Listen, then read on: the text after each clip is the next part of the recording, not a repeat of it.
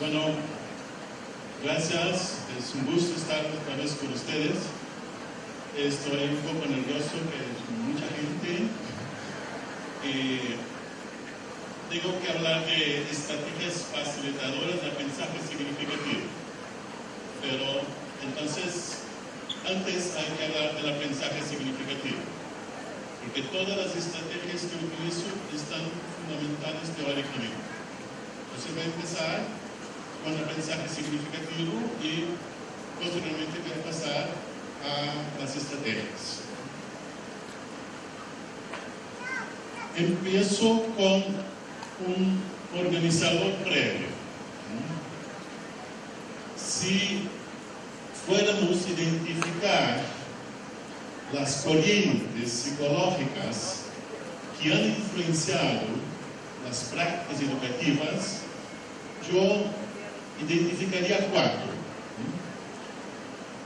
El conductismo, donde el nombre que más aparece es el de Skinner. Aquí se hablaba de enseñanza programada, de objetivos conductistas, de tecnología educativa. El humanismo es esta línea muy bonita, donde el nombre que más aparece es de Carl Rogers. Pero hay otro. Aquí se habla de escuelas abiertas, de enseñanza centrada en el alumno. El cognitivismo, el nombre que viene siempre es Piaget, y cuando se supone que la cognición se da por construcción, llegamos al constructivismo. Y una línea más reciente es el representacionismo. Esta línea está más cerca de la ciencia cognitiva y de la psicología cognitiva contemporánea. La psicología cognitiva contemporánea no es más la psicología de Piaget, es la psicología basada en la metáfora del ordenador. La cabeza, la mente humana funciona como si fuera metafóricamente un ordenador. Y nosotros no captamos el mundo directamente, sino que lo representamos. Y aquí entra la neurociencia, la lingüística, la inteligencia artificial, la computación, es una cosa multidisciplinaria. Es la tendencia, cada vez más los resultados que van a influenciar nuestras prácticas vendrán de esta línea. Eso todo en un mapa. En este mapa, aquí en el tope aparecen los enfoques teóricos, el conductismo, el cognitivismo y el humanismo. Es una cuestión de énfasis. Aquí el énfasis está en la conducta. Aquí el énfasis en la cognición. Aquí pensamientos, sentimientos y acciones integradas. Énfasis en la persona. Aquí énfasis en la representación. El ser humano representa el mundo. La conducta es controlada por las consecuencias. Y aquí hay algunos conceptos que son típicos de cada línea. Aquí se habla de estímulo, respuesta, los objetivos conductistas. Aquí en el humanismo se habla del aprender a aprender, de la enseñanza centrada en el alumno. Aquí se habla de la mente representacional y los modelos mentales y cosas por el estilo. De esas 4 líneas, La que predomina es la conductista. La línea conductista es muy, muy fuerte, aunque nosotros seamos constructivistas, aunque se hable mucho de que lo importante es el aprender a aprender, la enseñanza centrada en el alumno, la evaluación, el assessment, es siempre conductista. Y ahí distorsiona todas nuestras prácticas. Dentro del constructivismo hay unas cuantas teorías constructivistas. Yo voy a enfocar ahora la teoría del aprendizaje significativo. Es una teoría constructivista. Hay otras. Entonces, este mapa nos da una idea de dónde estamos. Entonces, por eso es que funciona como un organizador previo. En realidad es un pseudo organizador, porque sirve de anclaje para unas cuantas ideas. Desde la teoría del aprendizaje significativo, nunca se empieza un contenido, una clase, sin dar una panorámica, para ver dónde estamos.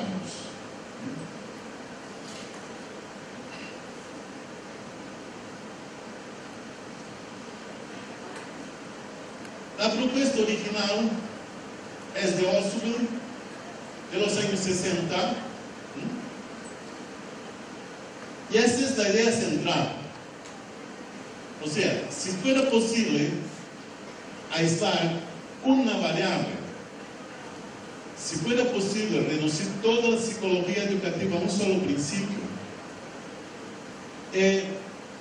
la idea es que lo más importante es lo que el alumno ya sabe. Es decir, aprendemos a partir de que lo ya sabemos.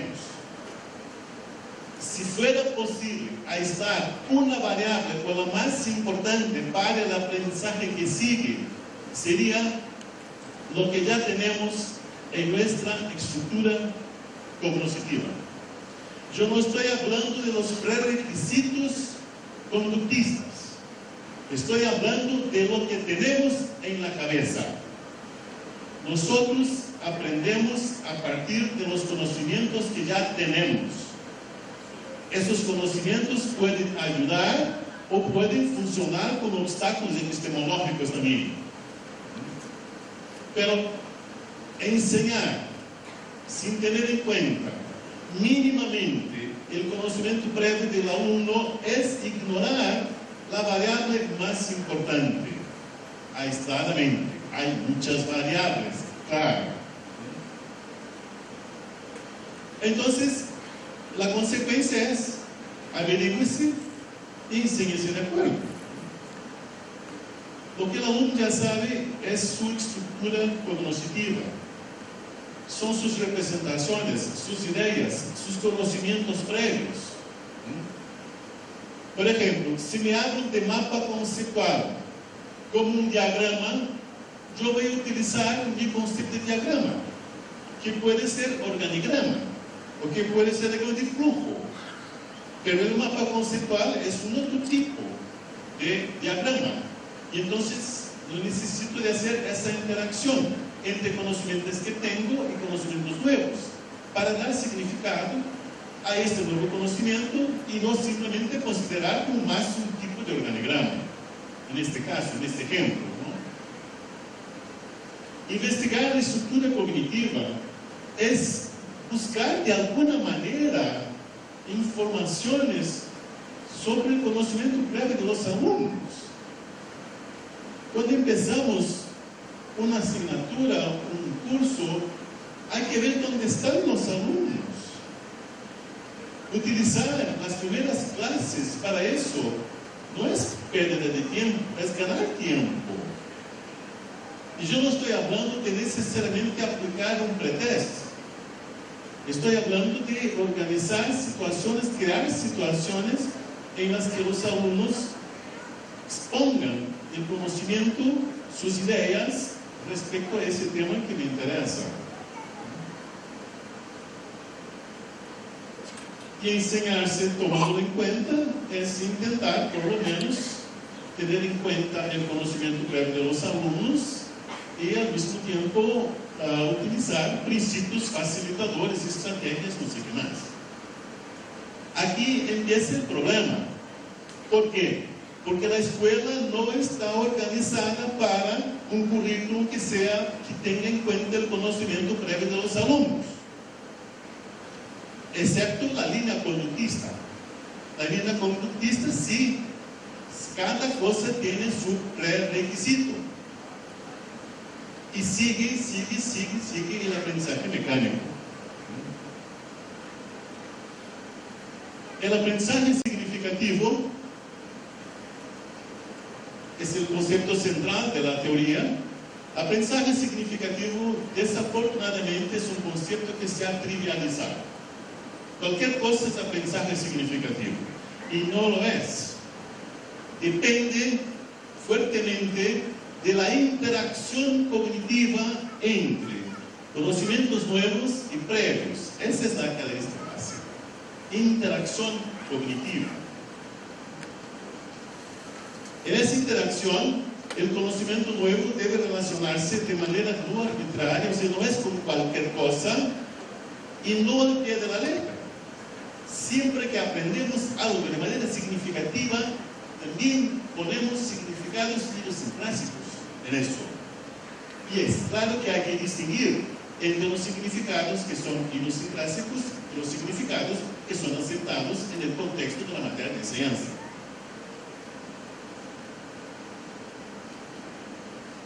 El aprendizaje significativo es adquisición de conocimientos con significado, con comprensión, es saber decir y saber hacer, es ser capaz de explicar, de describir, de aplicar conocimientos, incluso a situaciones nuevas, pero siempre con significado. Un paréntesis, yo organicé una recopilación de artículos que va a ser disponibilizada. Son 130 páginas que hablan de aprendizaje significativo, de mapas organizadores, diagramas, todo. Incluso trabajos bien recientes de pocos meses, ¿no? El aprendizaje mecánico o automático es un aprendizaje netamente memorístico, sin significado, sin comprensión y sin capacidad de explicar. Sirve para reproducir a corto plazo respuestas en pruebas cuando la materia es la misma que fue dada por el profesor en las clases. Los alumnos utilizan ese término, la materia que fue dada, que no fue dada. Y desafortunadamente es el aprendizaje que predomina en la escuela.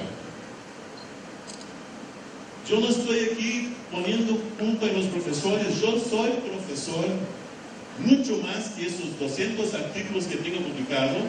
Lo que tengo orgullo es que soy profesor.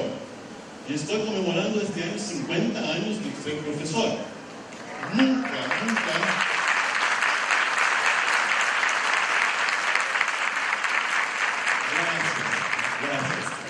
Nunca dejé el salón de clases. Pero el sistema educativo, el sistema que está basado en el assessment, la medición en qué? En pruebas nacionales, pruebas internacionales. Evaluación no es lo mismo que medición, pero el sistema educativo muchas veces confunde medición con evaluación.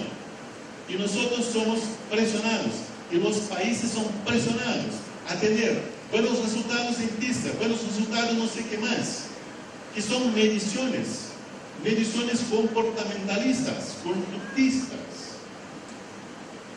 Claro, no hay como huir de eso, pero por lo menos estar consciente que esta medición es una medición conductista, capitalista.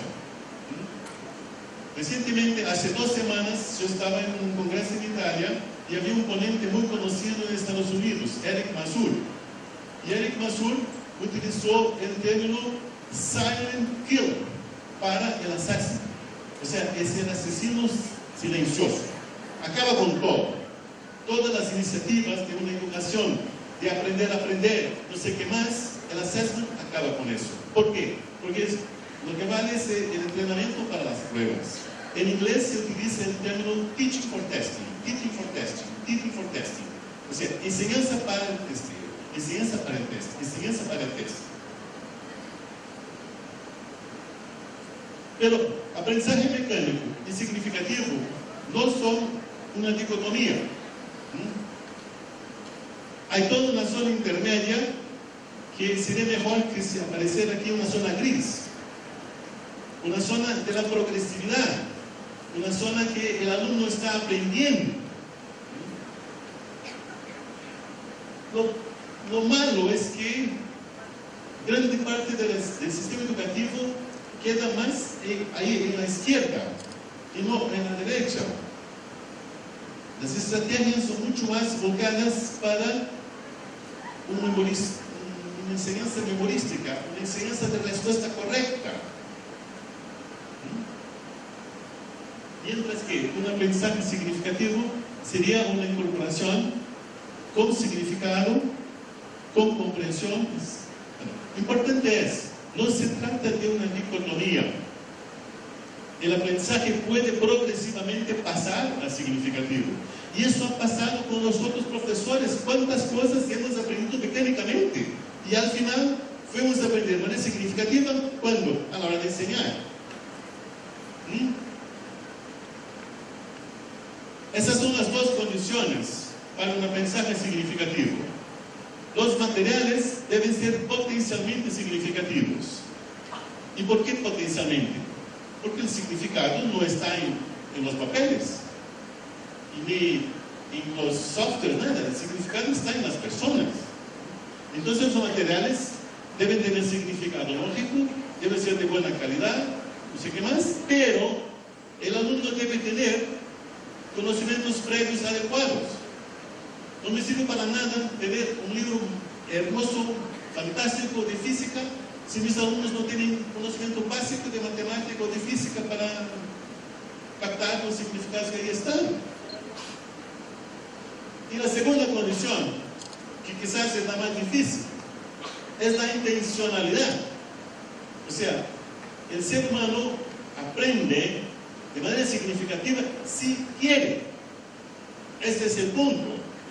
Nosotros, seres humanos, aprendemos de manera significativa, es decir, internalizar, estructurar nuestra estructura cognitiva, como decía Maturana. Son perturbaciones, pero nosotros que decidimos, damos cuenta o no de las perturbaciones. Ese es un gran desafío para los profesores, y eso es lo que nos encanta como profesores, que tenemos que generar en los alumnos esta intencionalidad.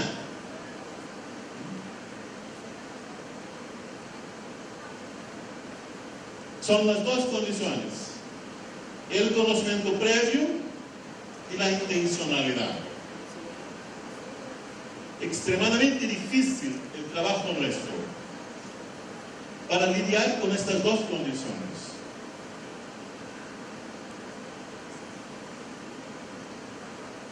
Bueno, yo presenté muy rápidamente la visión osubeliana. Novak, que fue un seguidor de Osubel, tiene una visión más humanista. Para él, el aprendizaje significativo es subyacente a una integración constructiva de pensamientos, sentimientos y acciones que lleva al engrandecimiento humano. En inglés se utiliza el término empowerment, pero no me gusta empoderamiento, me gusta más engrandecimiento humano. Aquí está Novak. Novak fue mi director de tesis y después compañero de trabajo. El aprendizaje significativo es subyacente a la integración constructiva de pensamientos, sentimientos y acciones. Es decir, cuando el aprendizaje es significativo, nosotros tenemos una sensación buena, nos gusta. Pero desafortunadamente, en materias como física y matemática, por ejemplo, lo que generamos en los alumnos es una reacción negativa. Es común que los alumnos digan que odian la matemática, que odian la física. Por eso son unas experiencias muy difíciles. Hay que memorizar un montón de cosas que no se entiende, y sigue memorizando, y sigue utilizando fórmulas, más fórmulas. Bueno, el aprendizaje significativo sería al revés. Sería una cosa placentera, que uno al aprender se siente bien. Aquí un mapa para la visión de Novak. El aprendizaje significativo como subyacente a la integración de pensamientos, sentimientos y acciones, y también subyacente a los lugares comunes de la educación: el aprendizaje, la enseñanza, el currículum, el contexto y la evaluación. Fíjense que aparecen aquí los mapas conceptuales y los diagramas como nada más que estrategias, ¿no? Es un error confundir mapas conceptuales con aprendizaje significativo. Los mapas conceptuales pueden ser utilizados desde un enfoque conductista. Incluso hay muchos intentos de dar puntajes y más puntajes y más puntajes a los mapas conceptuales. Una tercera visión es la visión que yo clasifico como interaccionista social del profesor Gowing.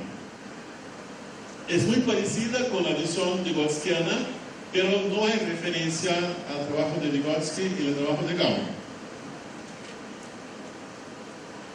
Para él hay una relación triádica entre alumno, profesor y materiales educativos. Alumno, profesor, materiales educativos. Y el objetivo es compartir significados. Compartir significados. Yo como profesor, yo manejo los significados que son aceptados en el contexto de la materia que estoy enseñando. Yo quiero que mi alumno venga a compartir esos significados. Yo quiero que mi alumno, en el caso de la física, venga a hablar física. ¿Qué significa tal cosa en física? Captación de significados. Claro, ahí es necesario toda una negociación, es necesario todo un intercambio de significados. El objetivo es compartir significados. Eso ocurre dentro de un contexto. El contexto nuestro es comportamentalista y es por eso que es muy difícil alcanzar este compartir significados. Y el lenguaje es tremendamente importante, porque para negociar significados tenemos que dialogar, tenemos que hablar.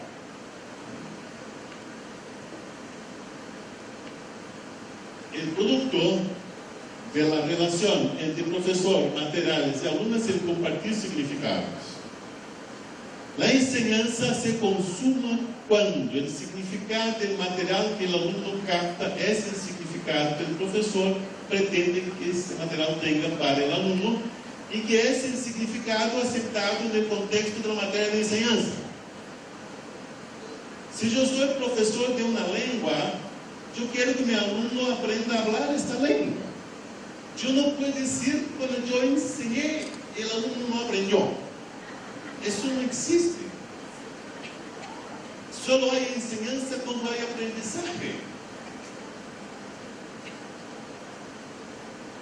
El significado que el alumno capta es el significado aceptado en el contexto de la materia de enseñanza. Yo no estoy diciendo que es el único significado, no.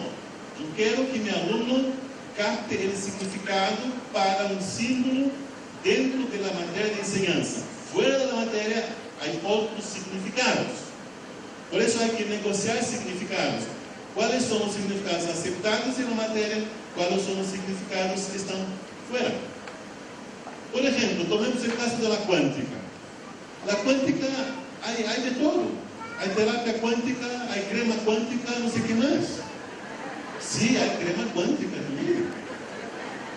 Entonces yo quiero que mis alumnos entiendan qué significa cuánto dentro de la física, qué significa cuánto fuera de la física. No es así, de estar, no, esto no es cuánto, no sé qué más. No, yo quiero que sepan qué significa dentro de la materia de ciencia. Ahora, ¿cómo quedaría este modelo con el ordenador? Porque este modelo es ya antiguo, es en la misma época de Vygotsky, otro, la interacción social muy importante, ¿no? Me parece que sería ahora una cosa cuadrática y no triádica. Tenemos aquí alumno, profesor, los materiales educativos y el ordenador. El objetivo sería lo mismo, captar significados. Pero me parece una posición un poco ingenua pensar que el ordenador es nada más que un recurso instruccional. Está cambiando totalmente nuestra vida. Es otra cosa, la mediación. Yo no tengo miedo del ordenador. Yo quiero que el ordenador me ayude en la mediación. Pero en el tiempo de Vygotsky no había ordenador. Entonces la mediación era humana y semiótica. ¿Y por qué no hoy ser también de la computación? Entonces yo presenté la visión clásica de Ausubel, la visión humanística de Novak, la visión interaccionista de Gowing, y ahora presento también rápidamente mi visión, que es la visión crítica del aprendizaje significativo. Rápidamente, claro.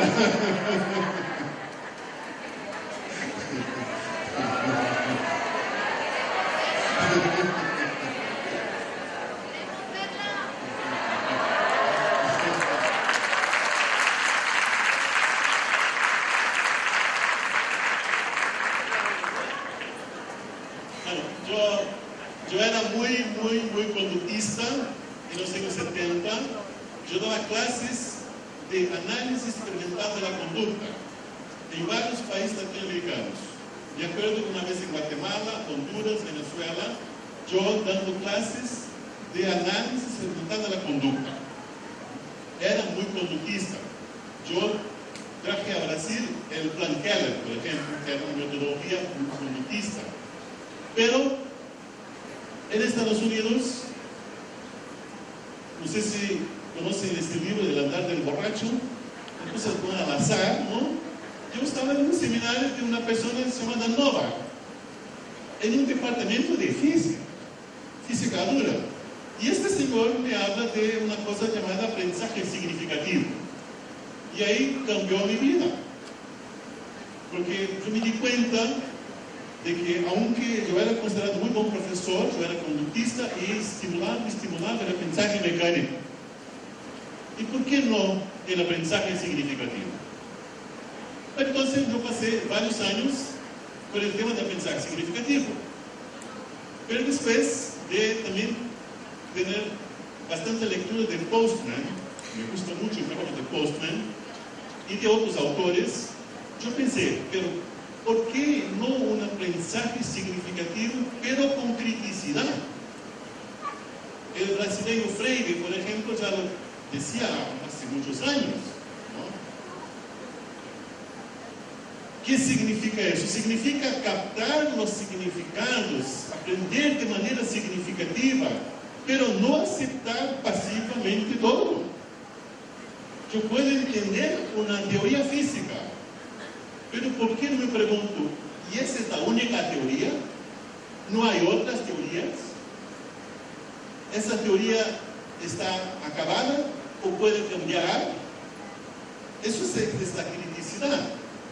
Tiene que ver con preguntar, no aceptar pasivamente. Pero la educación contemporánea es apaciguadora, interesa.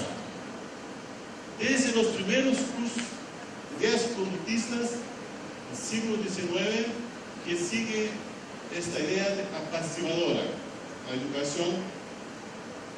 Entonces, el aprendizaje significativo, crítico, sería un aprendizaje que permite al sujeto hacer parte de su cultura, pero al mismo tiempo estar fuera.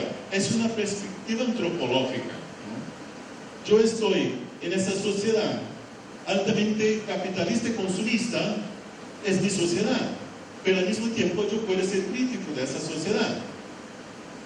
No aceptar pasivamente cualquier cosa que quieran imponerme. Entonces, yo propuse un conjunto de principios que serían: 1. Aprender y enseñar preguntas en lugar de respuestas. Toda la educación nuestra está muy concentrada en respuestas correctas, pero el conocimiento humano viene de la búsqueda de respuestas a preguntas. Las mejores investigaciones, las mejores tesis, no sé qué más, siempre son de las mejores preguntas.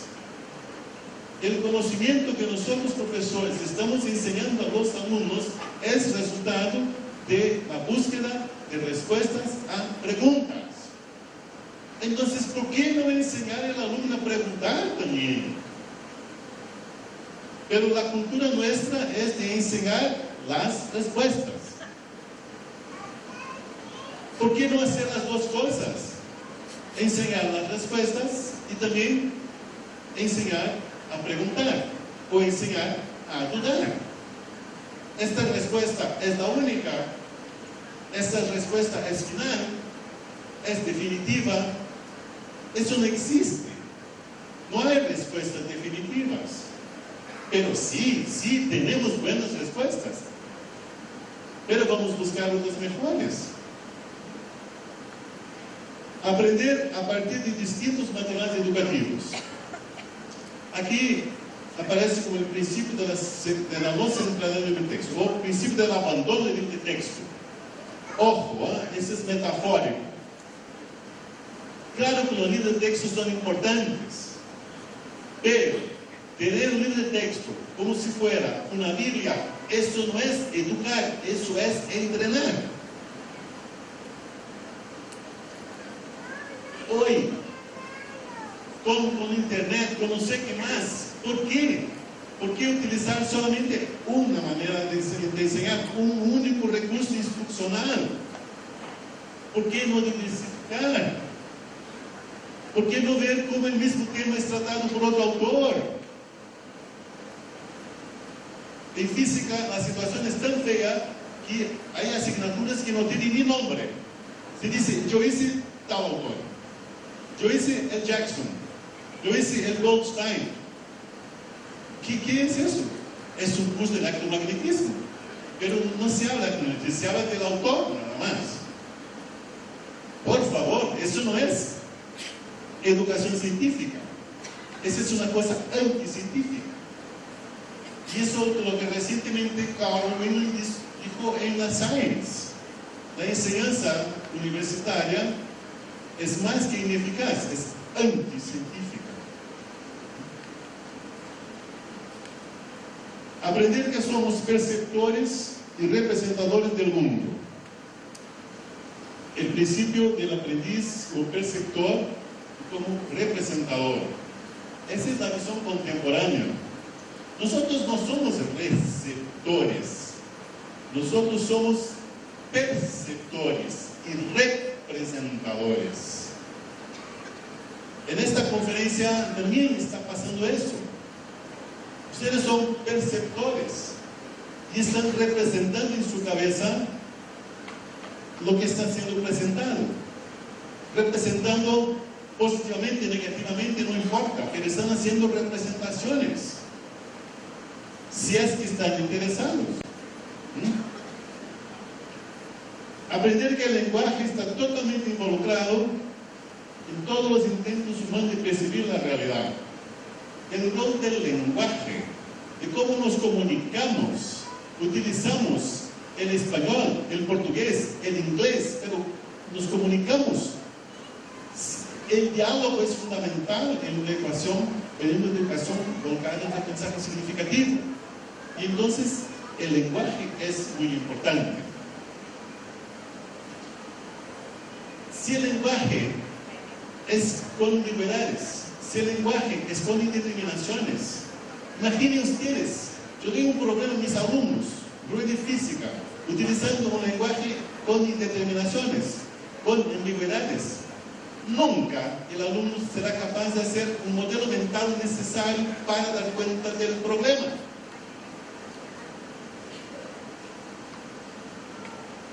Aprender que el significado está en las personas, no en las palabras. La misma palabra significa cosas distintas en distintos contextos. O el mismo objeto tiene palabras distintas o signos distintos en otros contextos. ¿Por qué? Porque el significado es una cosa que nosotros estamos de acuerdo. El significado está en las personas, no en las palabras. Bueno, si yo tengo esa criticidad, esto me ayuda mucho. Bueno, es el significado para este contexto. Fuera de este contexto, el significado puede ser otro. Aprender que el ser humano aprende corrigiendo sus errores. No es nada nuevo. Eso ya estaba en bachiller hace mucho. Pero no está en la escuela, porque nosotros no aprovechamos el error para la enseñanza. Y es lo normal. Como seres humanos, arreglamos los errores y seguimos. En la escuela no. Aprender a desaprender. O no usar conceptos y estrategias irrelevantes para la supervivencia. Hay cosas que funcionan como obstáculos epistemológicos. Cuando yo decía en el comienzo que la variable aislada más importante es el conocimiento previo, no significa que este conocimiento siempre va a estar en favor del aprendizaje. Puede estar obstaculizando. Puede ser creencias, puede ser errores conceptuales, cosas que no me permiten ir adelante con nuevos aprendizajes. En ese caso hay que desaprender. Desaprender en el sentido de no utilizar, porque no es imposible borrar de la cabeza, pero quizás sea posible no utilizar. Yo cuando trabajo el modelo estándar de física de partículas, nunca utilizo la partícula como una pelotita invisible. No, porque las partículas elementales no son pelotitas invisibles. Pero es lo que aprendemos en la escuela, ¿no? Desde el modelo atómico, primero, con los electrones. Ahí son pelotitas dando vueltas,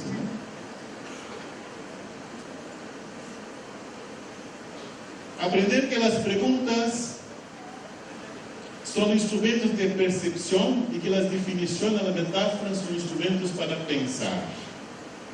O sea, así como el conocimiento nuestro depende de las preguntas, también depende de las metáforas que utilizamos. El conocimiento es largamente metafórico. Todo se pasa como si. Son metáforas geniales, pero son metáforas. Eso es criticidad. Ah, qué metáfora linda, pero es una metáfora. Entonces significa que en realidad no es así. No es así, pero funciona como si fuera este juego. Aprender a partir de distintas estrategias de enseñanza. Eso es muy parecido con el libro de texto. O sea, hay que abandonar el modelo de la narrativa. Esa es una cosa medieval, que el profesor está en el púlpito hablando para los alumnos. No tiene sentido en los días de hoy. Pero eso también es metafórico. No significa que yo nunca más voy a dar una clase. No. Lo que significa es que yo, si tengo una hora, no voy a estar hablando solito una hora. Pero sí puedo hablar 15 minutos, 20 y después, vamos, ahora todos. Trabajos en pequeños grupos, no sé qué más. Yo no doy clases de más de 20 minutos. tengo hora y 50. En todas mis clases los alumnos tienen tareas para hacer en pequeños grupos y después presentar algo en grupo.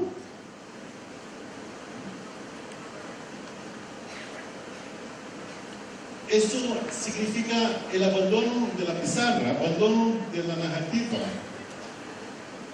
Metafóricamente, vamos a utilizar también otros recursos. Vamos a aprovechar este mundo digital que vivimos.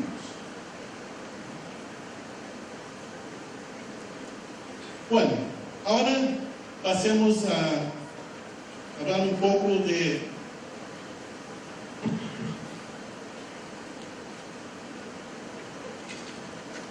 las estrategias.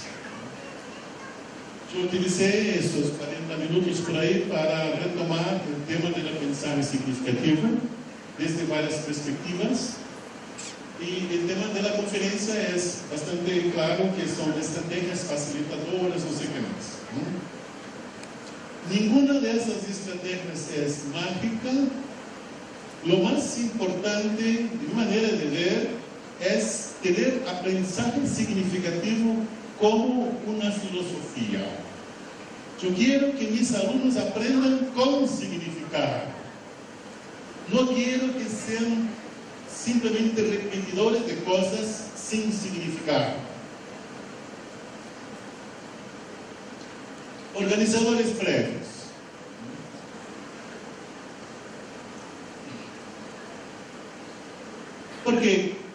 ¿Por qué fue más o menos la primera estrategia que fue propuesta por Oswald? Así, si yo estoy de acuerdo que el conocimiento previo es la variable más importante, si yo me doy cuenta que mis alumnos no tienen conocimiento previo, ¿qué puedo hacer? Bueno, intentar utilizar conocimientos que tienen y intentar hacer un puente, una cosa inicial. Otra posibilidad que me parece mejor es que el alumno muchas veces no percibe que los conocimientos nuevos están relacionados con conocimientos anteriores. Y entonces los organizadores previos sirven bastante para explicitar la relacionabilidad de los conocimientos.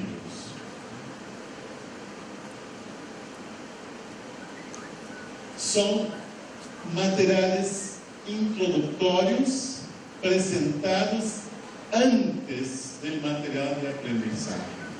Los organizadores no tienen la intención de enseñar, son preparatorios.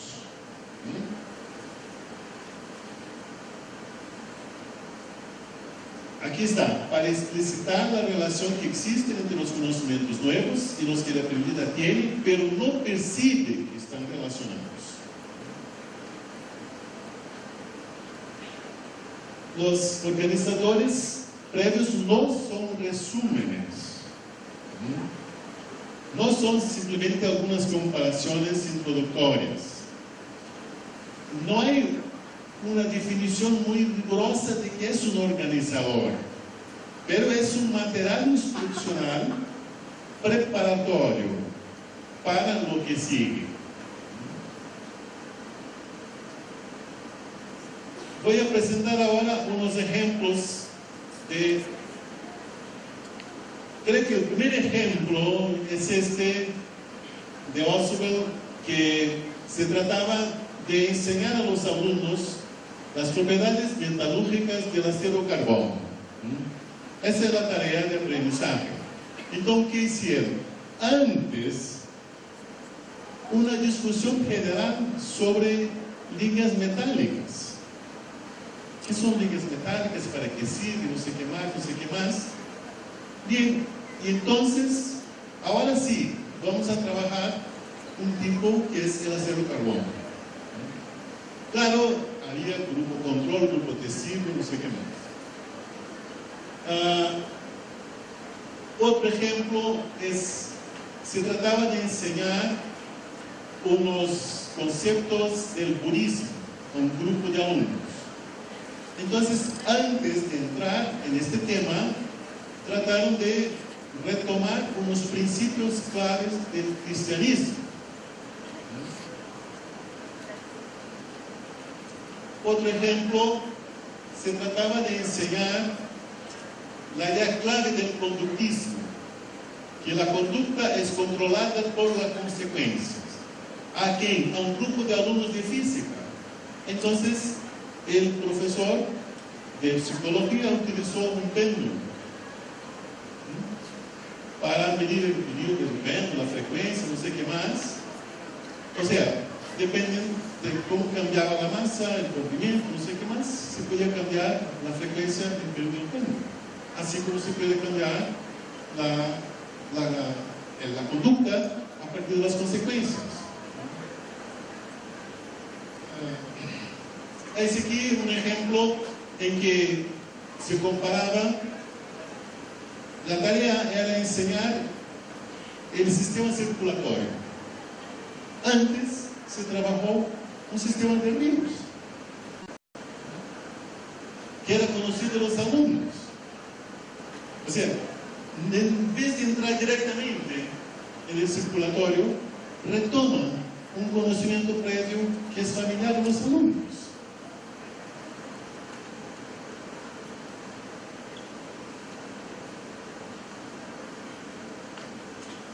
Aquí un ejemplo un poco raro.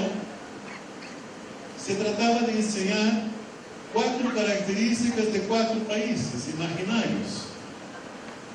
Entonces el profesor o la profesora proyectó en la pantalla una reja 4x4, así, vacía, 4x4 durante 60 segundos.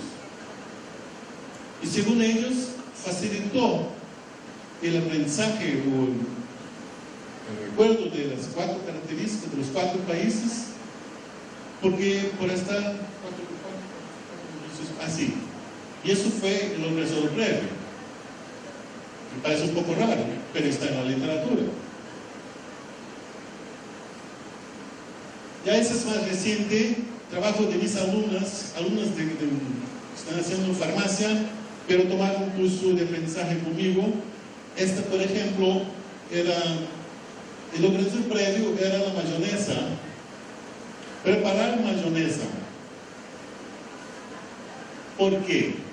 Porque la mayonesa es una emulsión y a la profesora el objetivo era enseñar emulsión. Entonces, antes de hablar de emulsión, la profesora preguntaba: ¿ustedes conocen mayonesa? Claro. ¿Decían mayonesa? Ah, unos sí, otros no. Bueno, yo tengo todo aquí para que hagamos mayonesa. Fue una fiesta, ¿no? Y al final de una clase de juego, ¿qué hicimos? Una mayonesa muy buena, ¿no? Esa es una emoción.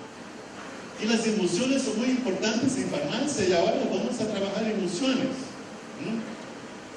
Un organizador previo.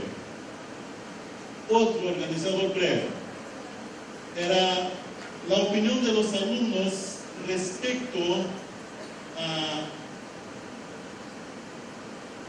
Era sobre...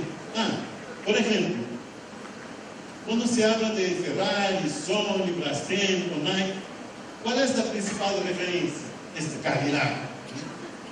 ¿Qué debe tener y cómo debe tener un producto o servicio para ser de calidad? Entonces, hay todo un trabajo, un tiempo para discutir el tema de calidad. Calidad de marcas consagradas. ¿Por qué? Porque se trataba de ver la calidad de los medicamentos. Pero antes de hablar de calidad de medicamentos, se hablaba de calidad en general, de cosas conocidas. Otro ejemplo, de cómo se almacena la medicación en su casa.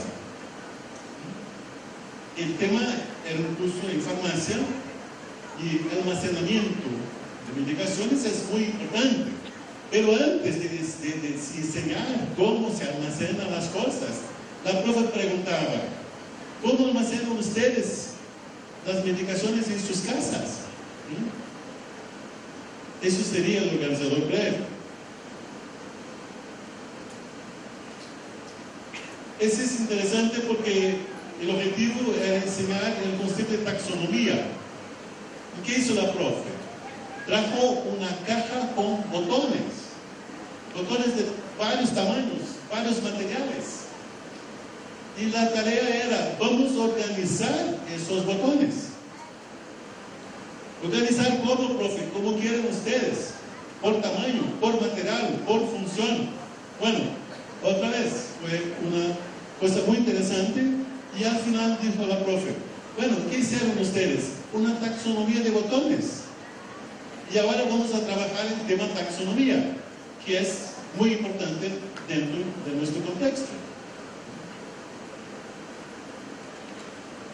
Un último ejemplo, el concepto de entropía. Entropía tiene que ver con el grado de desorden. Entonces, ¿qué hacer? Tener dos vasos con arena. Uno con arena blanca, otro con arena negra. Y mezclar. Y nunca van a conseguir desmezclar. En el comienzo bien, blanco y negro, después, ¿por qué? Porque aumentó la desorden, aumentó la entropía. Entonces, antes de trabajar el concepto de entropía, se puede hacer alguna cosa como esta.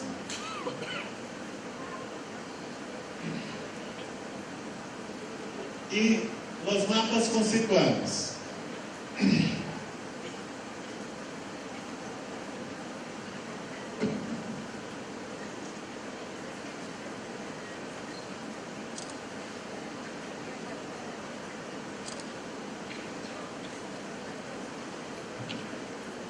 Los mapas conceptuales fueron creados en los años 70 por Mova y hoy son tan utilizados que hay congresos internacionales de mapas conceptuales. Ahora en septiembre vamos a tener el 5º o 6º, no sé, Congreso Internacional de Mapas Conceptuales. ¿Qué son? Bueno, empiezo por decir que no son, por el tema del desaprendizaje, ¿no? No son cuadros sinópticos, no son los planigramas, no son diagramas de flujo. Son diagramas conceptuales que enfatizan conceptos, sus jerarquías y sus relaciones. Yo me gusta más el término mapas de conceptos, ¿no?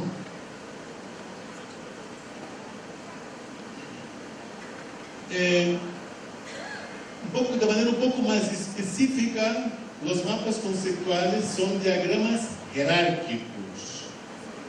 De alguna manera se percibir que unos conceptos son más importantes que otros dentro del mapa. ¿Eso qué significa la jerarquía? Dentro de un contexto. En otro contexto, el mismo concepto puede estar abajo.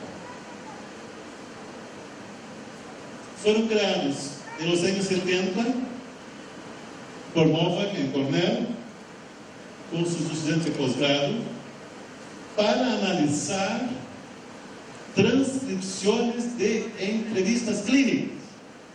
La entrevista clínica sigue siendo la mejor manera de investigar el conocimiento previo de una persona, de un niño, una niña o adulto, no importa. En general se hacen grabaciones, transcripciones y después es la lucha para sacar algo de esas transcripciones. Y en ese proceso que se llegó a los mapas conceptuales. Yo estaba en este contexto, pero no me considero creador de mapas conceptuales. Pero yo tengo trabajo publicado en mapas conceptuales del año 78, 1978, tengo el primer trabajo de mapas conceptuales. Hoy se utiliza para muchas finalidades. Aquí están nuestros dos, Novak y yo.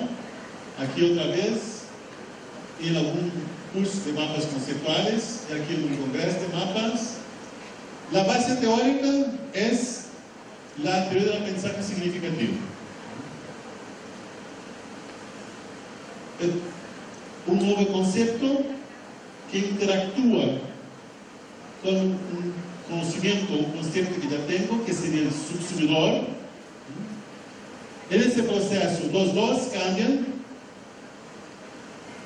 El nuevo conocimiento adquiere significado y el conocimiento anterior queda más rico, más elaborado. Ese es el mensaje significativo subordinado.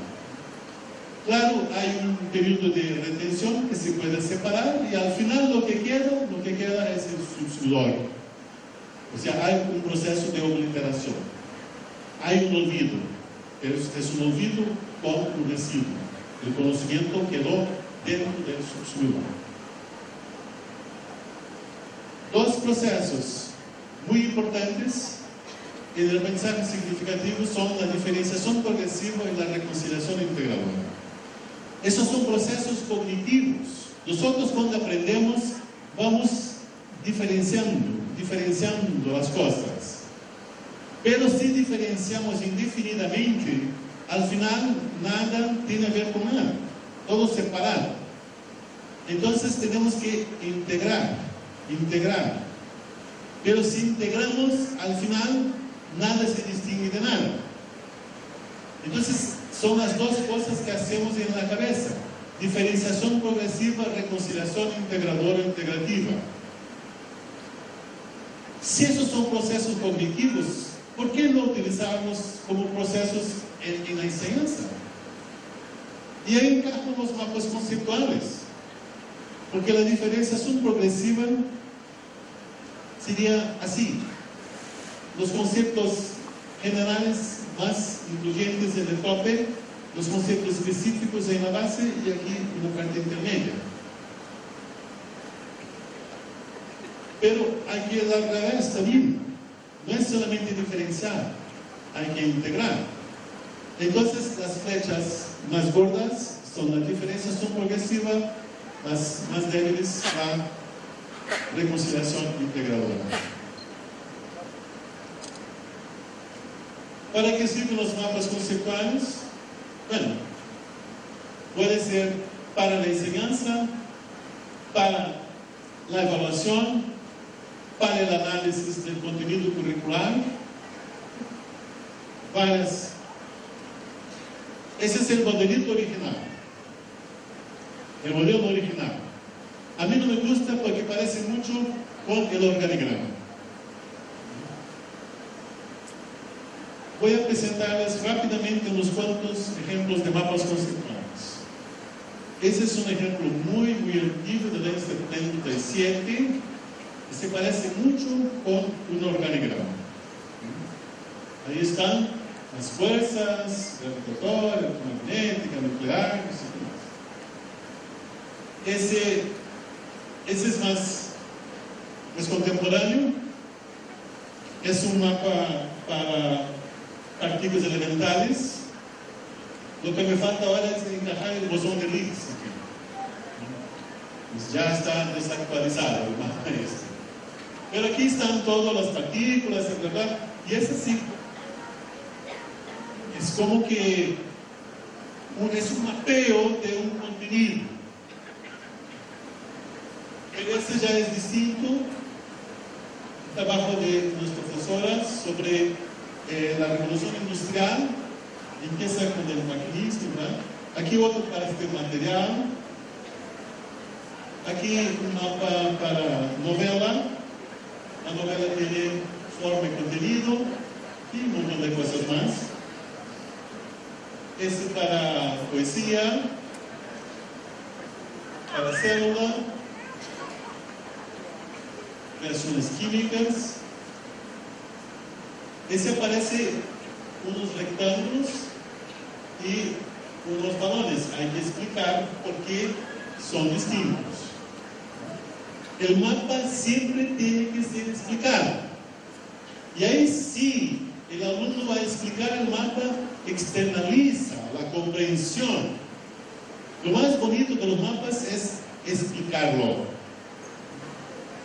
es hacerlo, es el proceso.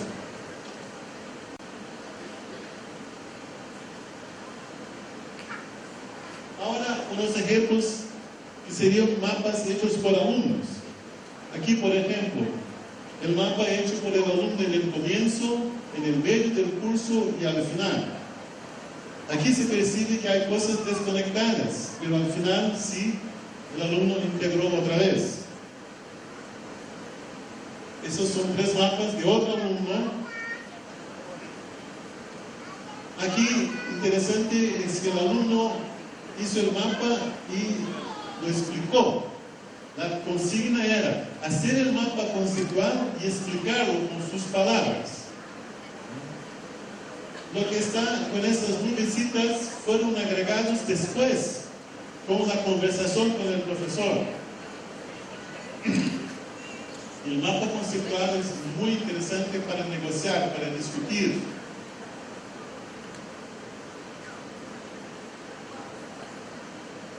Este es un mapa que siempre doy como ejemplo de una alumna de ingeniería que yo le dije, bueno, tu mapa está muy bonito, pero hay mucha cosa, ¿no? Está un poco pesado. Hay definiciones ahí. Entonces, ella hizo el otro mapa y cambió todo por ecuaciones.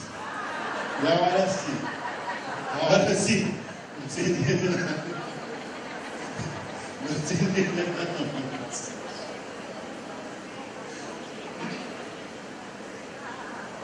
Esos son mapas hechos por niños de primaria. El primer mapa fue hecho con la profe en la pizarra y después ellos recibieron un listado de palabras para hacer sus mapitas. Niños de primaria haciendo mapas conceptuales.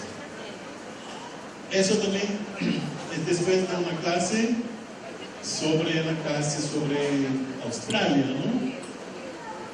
Y la tarea era hacer un mapa conceptual a partir de la clase. Fíjense la tremenda diferencia. Son 2 alumnos que tuvieron la misma clase, tienen la misma edad, la misma escuela, todo igual.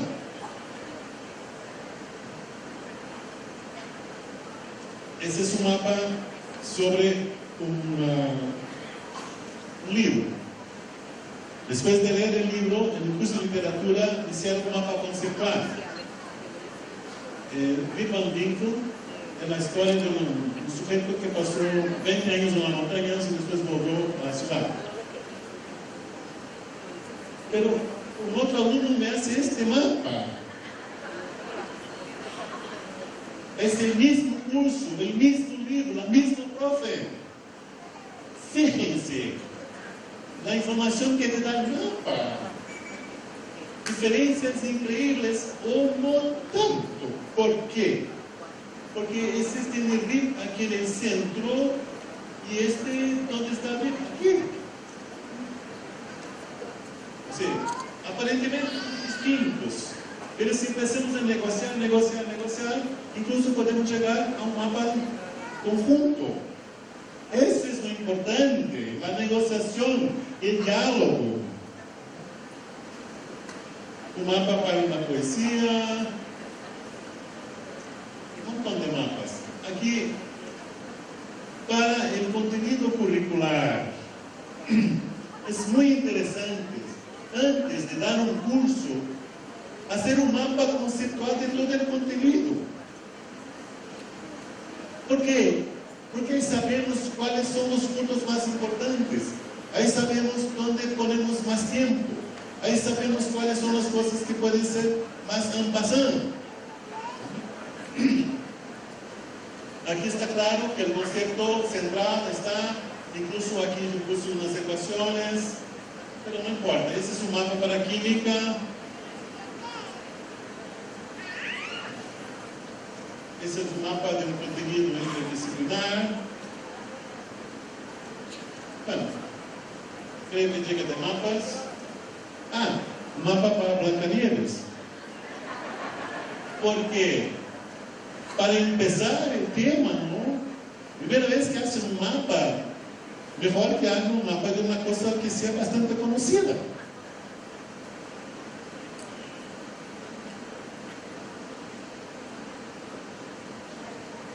Ese es un mapa de un grupo de alumnos después de una visita a una fábrica de papel.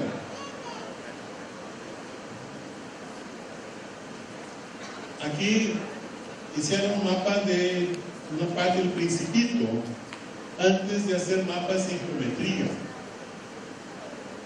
¿Por qué? Porque el Principito estaba siendo trabajado en la parte de lenguas, literatura. Entonces hicieron un puente, hicieron un mapa del Principito y después vamos a hacer mapas en geometría.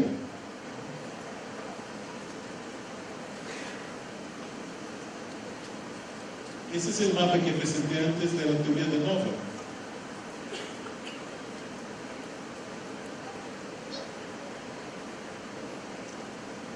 Los mapas conceptuales como instrumento para negociar significados. El modelo ese de Gowing para negociar significados. Y los mapas son fantásticos para eso.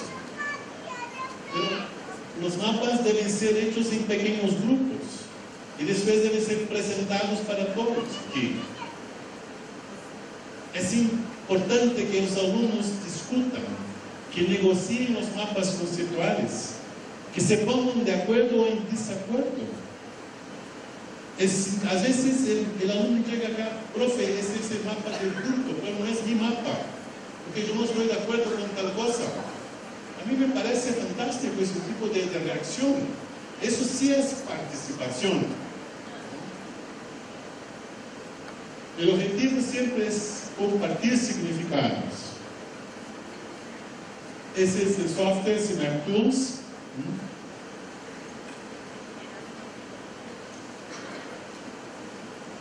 Solamente para no confundir mapas conceptuales con los mapas mentales.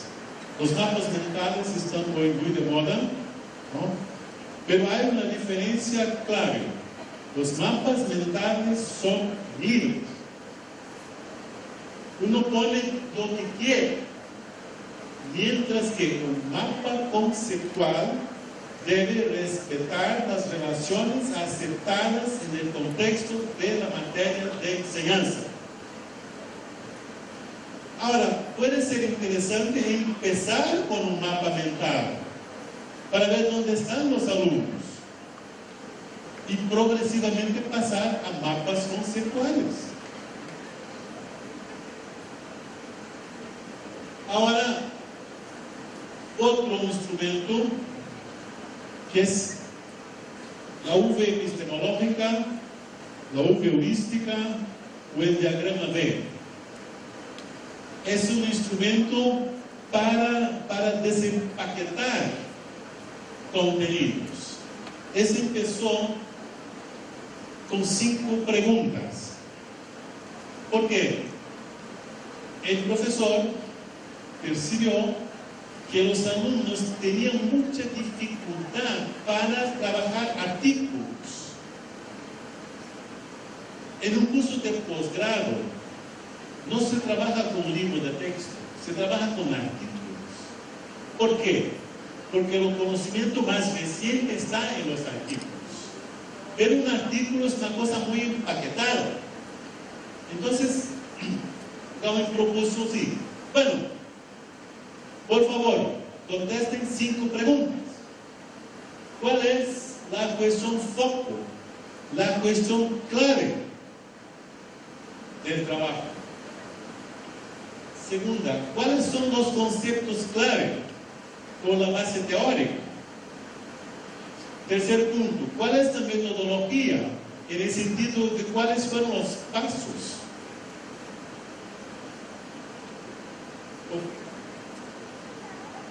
¿Cuáles son las afirmaciones o las aceleraciones de conocimiento? O sea, ¿cuál es el conocimiento producido? Y al final, ¿cuál es el valor? Entonces, son 5 preguntas. Al final, ¿de qué trata el artículo? ¿En base a qué? ¿Cuál fue la metodología? ¿Dónde llegó el autor? ¿Y cuál es la importancia de eso? Es un instrumento, un conjunto de cuestiones muy bueno para el análisis crítico. ¿Quién está metido en una tesis, qué sé yo, una publicación? Que se pregunte, ¿cuál es al final el tema de mi trabajo? ¿Cuál es la base? ¿Cuál es la metodología? ¿Dónde llegué? ¿Y para qué sirve eso? Bueno, no sé exactamente cuándo él puso esas 5 cuestiones en un diagrama. Pero ojo, los mapas conceptuales intentan ver cuál es la estructura conceptual de un contenido. Este diagrama es para ver cuál es la estructura del proceso de producción de conocimiento. Por eso que se conoce por V epistemológica. Tiene a ver con la producción de conocimiento. Y ese es otro punto importante para nuestra enseñanza, porque en general enseñamos las cosas como si fueran terminadas, acabadas. No, son construcciones nuestras. Entonces, todo empieza con una pregunta. Una pregunta sobre qué? Sobre un evento que ocurre o que lo haga ocurrir, o sobre un objeto que existe, que yo puedo observar, medir. Tengo que hacer registros, trabajar esos registros metodológicamente. ¿Para qué? Para llegar a posibles respuestas a mi pregunta. ¿En base a qué? En base a conceptos, principios, leyes y filosofías. Entonces, es mucho más fácil así. El diagrama B tiene que ver con la interacción entre el pensar y el hacer en la producción de conocimientos. El conocimiento que enseñamos a los alumnos es producción nuestra. Y hay un proceso de producción, siempre a partir de una pregunta. ¿Sobre qué? Sobre un evento, sobre un objeto de estudio. Bueno, no hay ningún congreso de diagramas B, ¿no? Los mapas sí son muy utilizados, pero eso de entrar en la producción del conocimiento ya es otro tema, ¿no? Algunos ejemplos aquí. A ver uno. Este, por ejemplo. La pregunta era cómo identificar los artrópodos. Cómo identificar diferentes clases de artrópodos. Bueno, el evento fue una práctica de identificación de artrópodos con lupa, pinza, no sé qué más. Aquí una tabla de doble entrada. Los alumnos pusieron aquí los resultados, las mediciones, transformaciones y dónde llegaron. Los artrópodos presentan exoesqueleto, parte articular, no sé qué más. Y aquí, interesante que hicieron un pequeño mapa conceptual en la parte de conceptos. Ese es el trabajo de alumnos, no es de investigadores.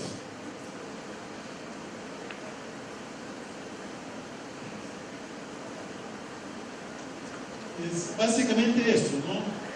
Es pregunta, eventos, la parte teórica toda aquí, la parte experimental toda aquí, y siempre destacando la interacción entre la teoría y la experimentación, o entre el pensar y el hacer. No, eso no se utiliza solamente en ciencias. No sé si tengo ejemplo aquí, pero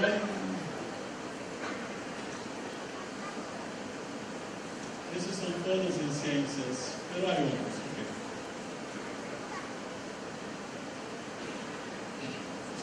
Ahora, el tema de la enseñanza centrada en el alumno, las actividades colaborativas presenciales.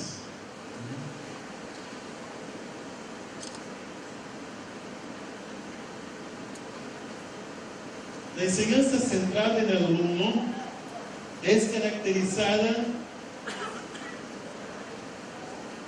por los estudiantes hablando bastante mientras el profesor habla solamente cuando necesario. Enseñanza centrada en el alumno. No es cosa nueva. Eso ya estaba en Carl Rogers 1969. Pero, año pasado, salió en Science, una revista muy respetada, los grandes retos para la enseñanza en el siglo XXI. Y otra vez vuelve el tema de la enseñanza centrada en el alumno, no en el docente.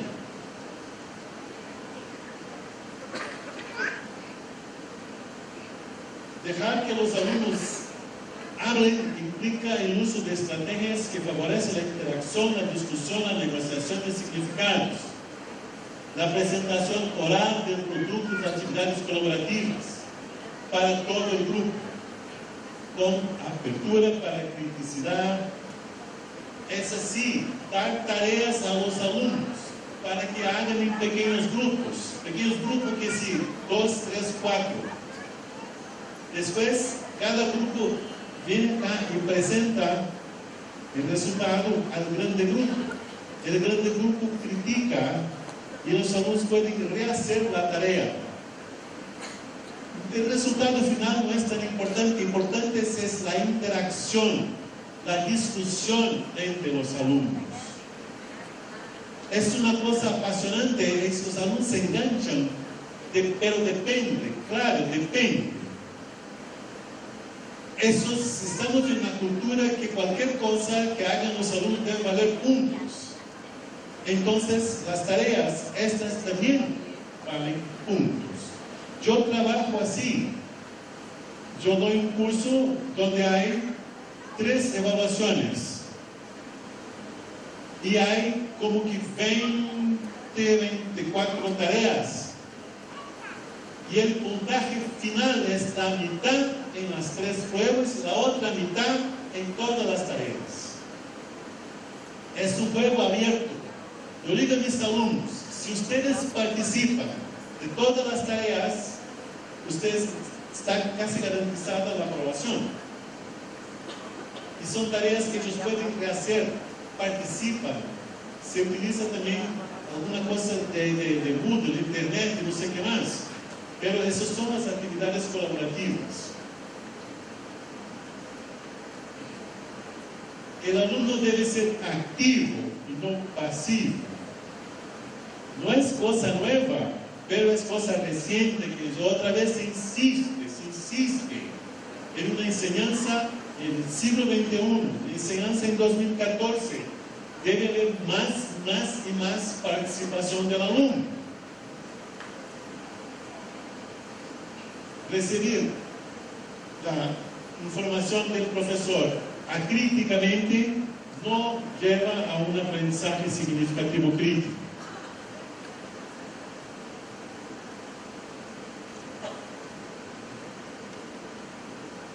Debe haber también no solamente la interacción entre estudiante y profesor, pero también interacción estudiante-estudiante. Eso es, el interaccionismo en los días de hoy no es solamente interacción profesor-alumno, es interacción alumno-alumno. Y otra vez, los mapas conceptuales son muy interesantes para ese tipo de interacción. Puede ser un proyecto abierto, puede ser un problema clásico, puede ser un mapa, no importa, es una tarea que debe ser trabajada colaborativamente y el resultado debe ser presentado al grande grupo después. Es importante que los alumnos colaboren, estén en desacuerdo, que discutan y que busquen por consenso. Y el resultado es presentado a todo el grande grupo. Pero hay dificultades, claro, porque los alumnos, por lo menos en el comienzo, no están preparados para eso. Van a preguntar, ¿y profe, no vas a dar clases? Yo digo, no, eso es pasado. Ahora son ustedes. ¿Cómo? Sí, vamos. No sé si van a... Yo consigo. Mis clases en mi universidad son así, mis colegas. Las clases que moderas son las únicas que veo a los alumnos trabajando. En las otras están, no sé, durmiendo, haciendo apuntes, qué sé yo.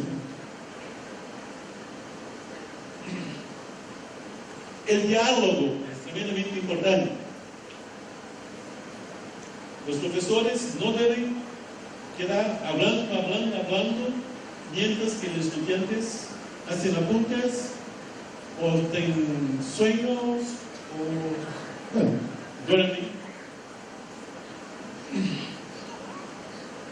Eso no es nuevo, ya estaba en vigor. Pero pasaron 100 años y nosotros seguimos con el monólogo y no con el diálogo. ¿Qué pasa?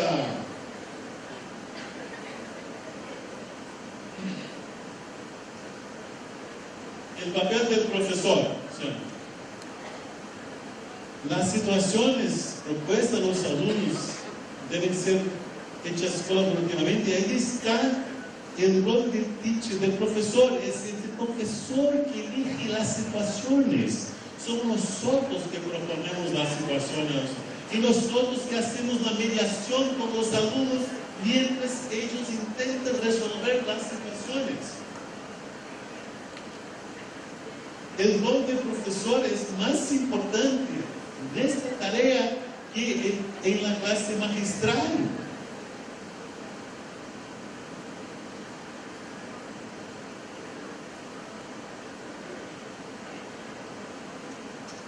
Y ahora, por último,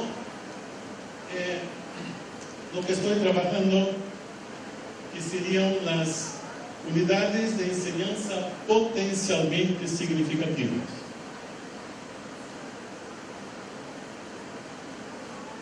¿Qué hay de nuevo? Bueno, secuencias de enseñanza-aprendizaje hay muchas. En inglés son las TLS. Hay montones de TLS. Teaching Learning Sequences, pero raramente están basadas o fundamentadas teóricamente. Entonces, mi propuesta es de unidades de enseñanza basadas en unas cuantas teorías.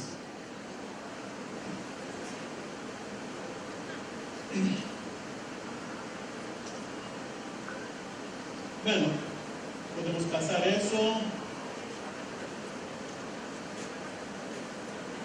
La enseñanza no se trata aquí de culpar, pero es una gran pérdida de tiempo. Esta enseñanza tradicional, centrada en el docente, centrada en la memorización, y los alumnos tienen un dicho que es materia pasada, materia olvidada. ¿Y por qué vamos a seguir con eso?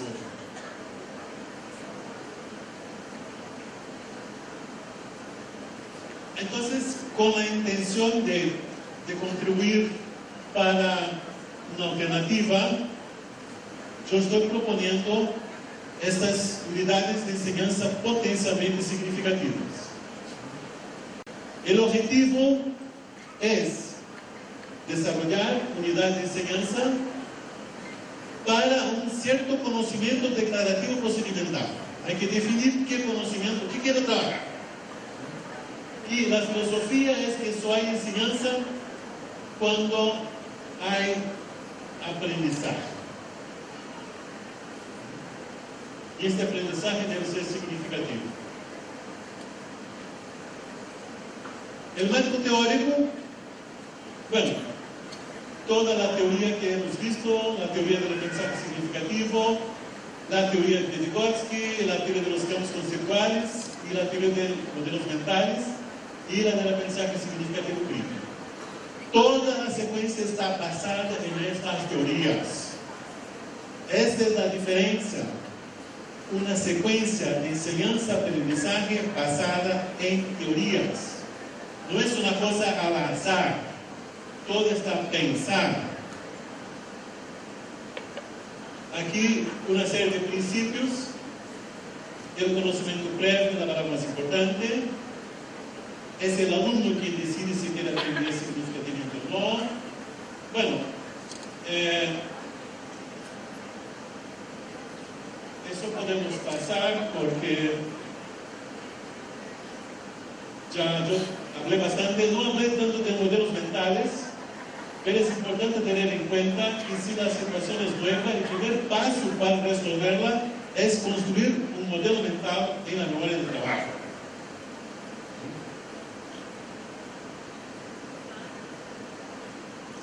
El rol del profesor es de proveedor de situaciones, problemas cuidadosamente seleccionados, de organizador de la enseñanza y mediador de la captación de significados.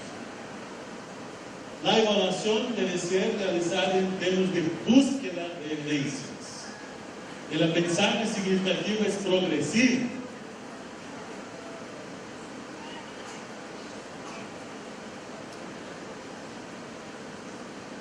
Ok, entonces ahora, ¿cuáles serían entonces los pasos de una de esas webs?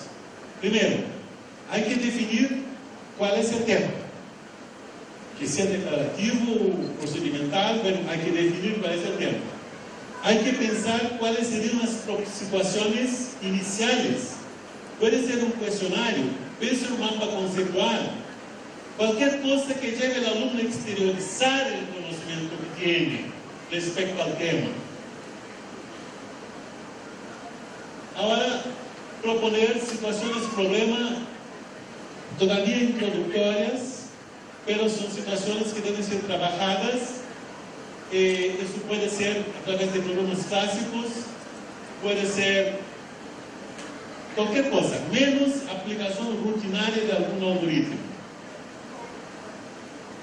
La primera situación es ver dónde están. Las segundas ya son para empezar. Situaciones iniciales respecto a lo que queremos enseñar. Bueno, y ahí seguimos varios pasos. Eso todo está en el material que voy a disponibilizar para ustedes. Claro que hay una evaluación también. Hay una evaluación del aprendizaje y de la webs. La web será considerada exitosa si la evaluación da evidencias de aprendizaje significativo. El énfasis está en evidencias y no en comportamientos finales. Un ejemplito, una propuesta para enseñar el modelo estándar de la física de partículas. Esa es la teoría más actual para explicar la constitución de la materia. Entonces, la primera situación es que los alumnos hacer con ellos un mapa conceptual sobre que piensan ellos de la materia. Pero tengo un ejemplo mejor aquí.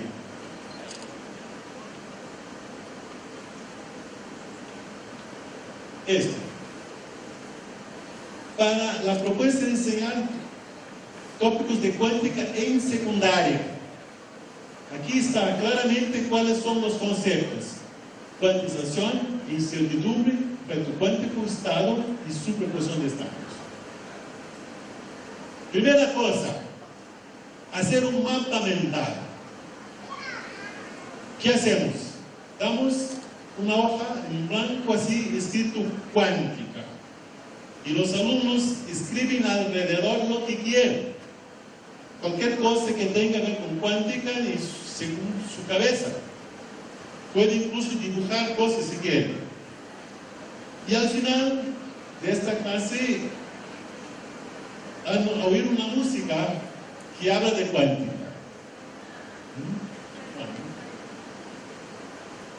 Ahora, situaciones, problemas. Preguntas. ¿Qué has oído de cuántica? ¿De qué trata la cuántica? ¿Qué te parece esos anuncios, esos reportes, cosas que aparecen en las revistas que hablan de cuántica? ¿Qué te parece hacer una terapia cuántica? Esas son las situaciones que se proponen los alumnos. Son alumnos de secundaria. Todas las personas son discutidas, después con un grupo, después reciben un artículo, física cuántica para todos, deben discutir el texto en pequeños grupos y hacer cualquier diagrama. Es libre, puede ser mapa, V, un dibujo, lo que quieran, a partir del artículo. Ahora sí, creo que es la hora de tener una pequeña clase sobre cuántica. Ahora, otra situación, se trabaja un vídeo del Discovery y ahora tienen que hacer un mapa conceptual. El primer mapa era mental, ahora el mapa conceptual. Y comparar los mapas después. Miren, ese es su primer mapa y ese es ya un segundo mapa. Una tremenda diferencia. Ese es el primer mapa y ese es el segundo mapa. Es muy interesante. Una primera etapa es el libro, que expongan su conocimiento y progresivamente vamos acercándonos de la materia de enseñanza.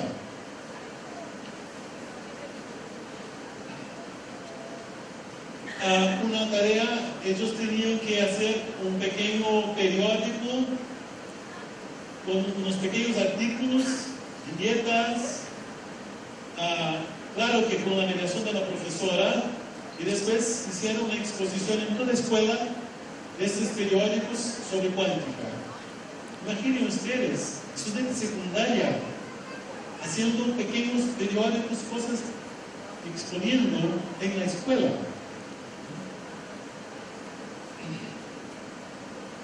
Bueno, podemos.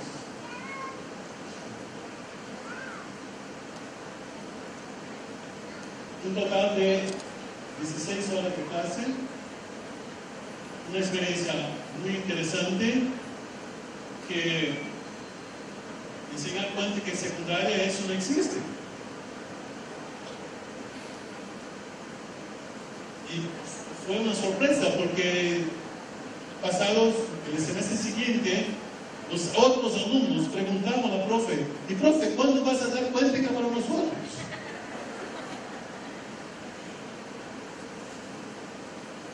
Para terminar, porque nos están presionando aquí,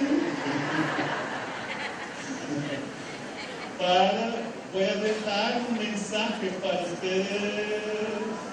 ¿Dónde está?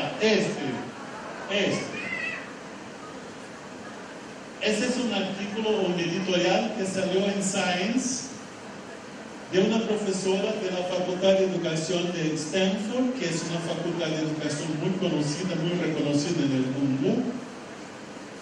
Y el tema es eso: la enseñanza no es una carrera, una corrida. La enseñanza no es un entrenamiento, la educación. Los mejores científicos no son los que tienen mejores puntajes en esos exámenes internacionales y nacionales. Es así, no hay como huir de esta cosa, del assessment.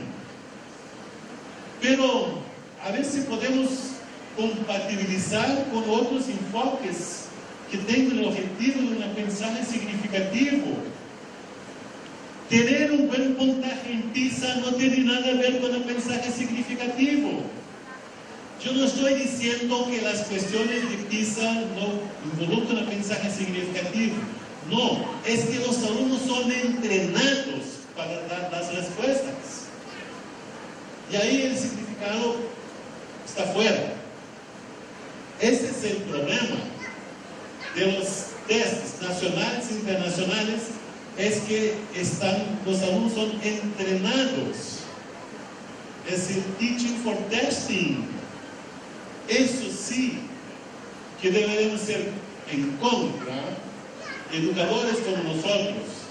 Y en ese sentido, que un aprendizaje significativo, independiente de mapa, de cualquier cosa, pero un aprendizaje con significado, eso sí es un aprendizaje para la ciudadanía, para nuestros ciudadanos y nuestros alumnos. Gracias.